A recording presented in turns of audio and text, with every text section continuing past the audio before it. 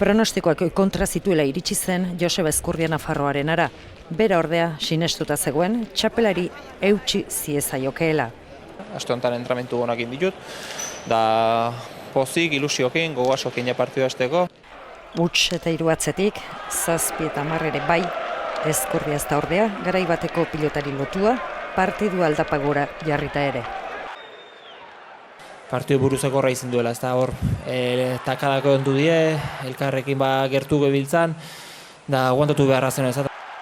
Erritmo handiko finala, gogorra, 13 tanto, 10 edo 10-etik gorako pilotakadakoak. Denetan gogorrena Ezkurdiaren 15garrena, altuna 3garrena, gozatu ezin da hasieratik. Eskuren nun sartzen, ez? Eta ez da git, ezkenen.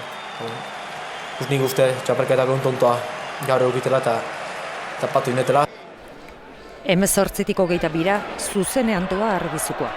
Txapelak iazko jabe berbera du. 3. txapela profesionaletan 3 final jokatuta. Errespeto handiagoa sor diogu denok txapeldunari. Zita importantetan gai naizela hor borrokatzeko, hoboenekin eoteko, esan oso pozik ez da, beste urte batez eutoreko txapelera zatek.